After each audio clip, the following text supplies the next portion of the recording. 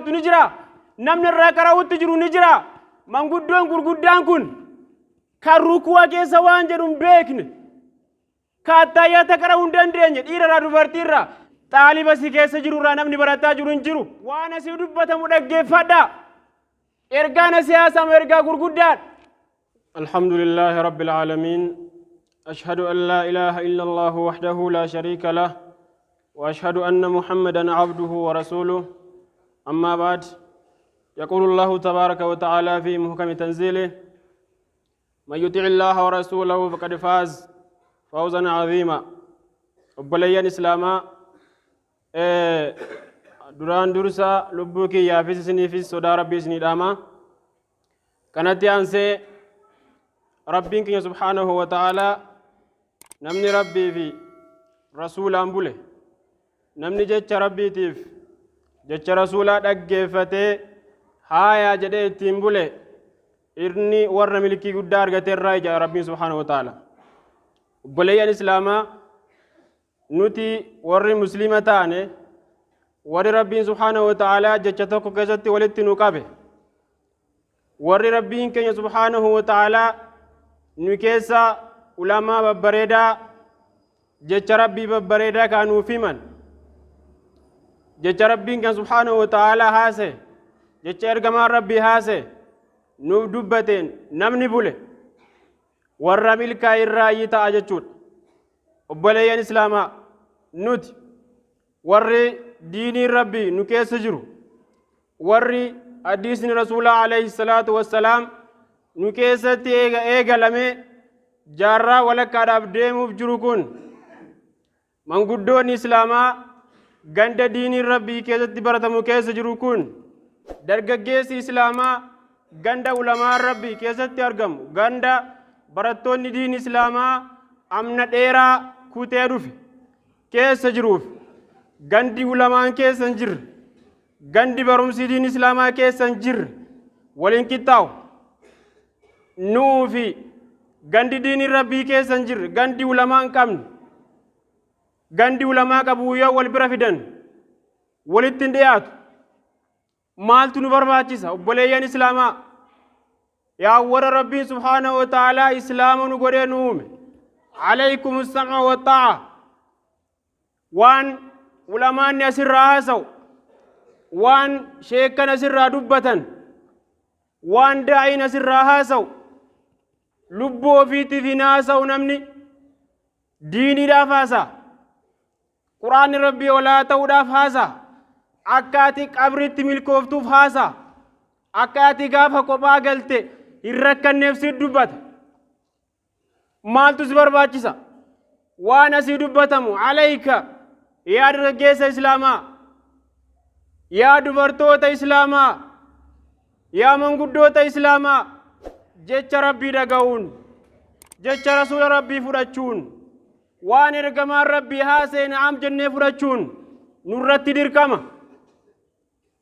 isiniif nuti gandi biraa tokkoo miti gandi diiniin rabbii keessa hin jirre isin namni ija tokko laalu hin jiru obboleeyyan islaamaa amna dheeraa yeroo dheeraa diinii kaddamuudhaa wajjin quraanin rabbii keessatti qaraamuudhaa wajjin ulamaan keessatti argamuudhaa wajjin diinii rabbii irraa waa wallaaluun diinii rabbii irraa waa hubachuu dhabuun xiqqeenya irraa gadii jechuudha rakkina irraa gadii salphina duniyaa fi aakhiraati kun osoo ulamaan nu keessa jiru osoo beekaan nu keessa jiru ati yaa ummata nama sammuu qabu waan si bira jiru ati wallaalte namni amna dheeraa kiiloomeetira 800 kutee daa'ima si bira jiru si biraa nyaachuutti jira ati damma si bira jiru irraa nyaachuu dadhabde irraa nyaachuu wallaalte nadhii as jiru irraa dhuguu dadhabde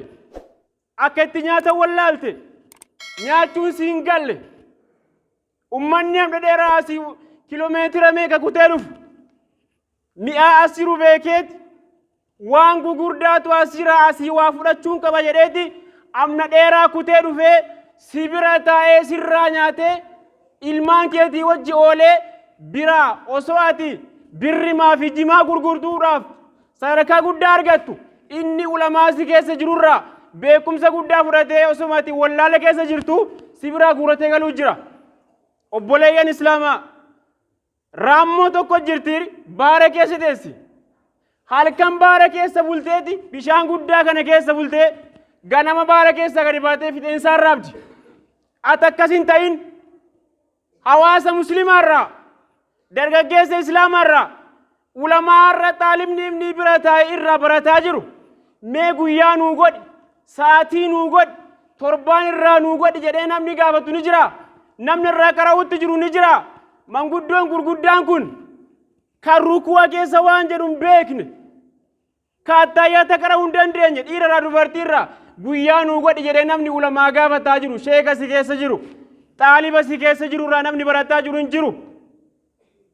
Waan asii dubbatamu dhaggeeffadha. Ergaan asii haasamu ergaa gurguddaan waan guddaa si keessa jira. Raammoo san hin ta'in raammootti sun barfaayidaan qabdu bishaan keessa bultee walteeti ganama baatee fixeensaan raabdi. Irraa alima meeqa si keessa jira.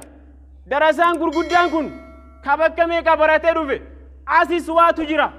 Asis waa waraabbadheen gala jechuu si bira taa'u jira. Atoo maa wallaalta waan si keessa jiru maa quba dhabda. Daa'ima si keessa jiru nyaachuu maa dadhabda. Kun dadhabina sammuu keeti. Sammuu kee lubbuu kee duuka deemu jimaan kiyya tokko har'a akkam jirti. Ka'ee yoolti akkaafi malee qarshii akkaawuntii keera jiru ni beektaati.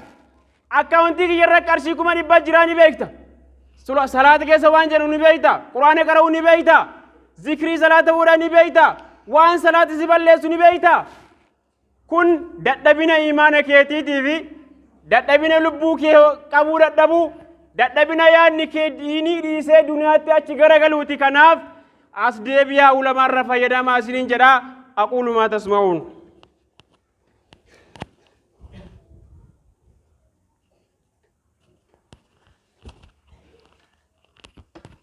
الحمد لله الصلاة والسلام على نبي الله وعلى آله وصحبه ومن والاه أما بعد واجب على الأمة أمة إسلام الرتي نما كلمة شهادة كبرتي وان بيكا نسيجب وان داعي نسير رادوبت فراتشون دير كما تكسي قبل نما تسيسي تكسو قبلات dubbiitu namaan deeme obboleeyyan islaamaa nama si tiksu jiraat yoo lubbuu keetii of dadhabde obbolaa keetiin asii hamaan goone obboleettii keetiin asii hamaan goone lubbuu keetii fi biyyaafis irraa gaafatamtaatis kullukum raa'in wa kullukum mas'uulun jaa rasuulli alayhi salaatu wassalaam lubbuu kee irraa ganaa gaafatamuuf teessa bar biyya irraa ganaa gaafatamuuf teessa hawaasa muslimaa maashaallah beekaa gurguddaa qabda. Sheekan hedduutu si bira jira. Akka itti si dubbatu dhabe. Eenyu kadhaqee rakkoo kana qabnaa nu ibsa. Biyyi keenya rakkoo kana qabaa nutti hima. Kanarraa nuuf himaa jedhee rakkoo jiru eenyutu himuu jira. Rakkoo yoo jiraatte sheekaan hin gayina. Sheekni dubbataa jedheeti rakkoo jiru ukkaamsee irra taa'e ni beekaanis. Akka dubbatamee dhifneef. Akka dubbatamee biyyaan galleef. Osuma rakkoon biyya keessa jiru shaffanee ukkaamsee irra ta'a. Namni rakkoo kana jira nu dubbadhaa jedhu hin jiru.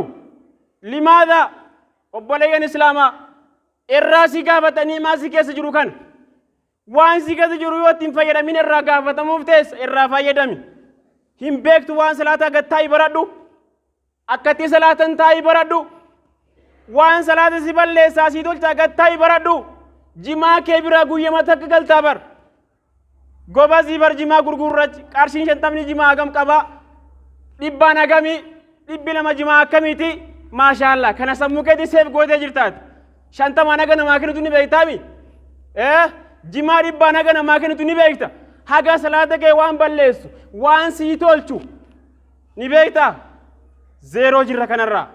Kanaafu yoo sammuu qabaat yoo aqliin kee hojjetu ka ta'e yoo nama aqlii qabu taate osoo ni imaan si keessa jiru kun si keessaan deemin osoo aalimni si keessa jiru si keessaan ka'in osoo sheekonni si keessa jiran kun si keessaan deemin aqliin kee fayyaa yoo qabaate gad taa'ii baradhu torbaan keessaa guyyaa godhadhu ji'a keessaa guyyaa godhadhu gattaa'ii baradhu jimaana irratti gurgurtu kun qabrii siduu kan galu ibaadanatti gootu kun yoo beekumsaan hin ta'in sirraan qeebalamu osoo beekansi keessa jiru gaafattee barachuu dadhabuun kee kun rakkina guddaadha waan si keessa jiru beekii irraa fayyadamii siin jedha ibaadallah صلوا وسلموا على هادي البشير النذير وقد أمركم الله إن الله وملائكته يصلون على النبي يا أيها الذين آمنوا صلوا عليه وسلموا تسليما اللهم صل على محمد وعلى آل محمد كما صليت على إبراهيم وعلى آل إبراهيم إنك حميد مجيد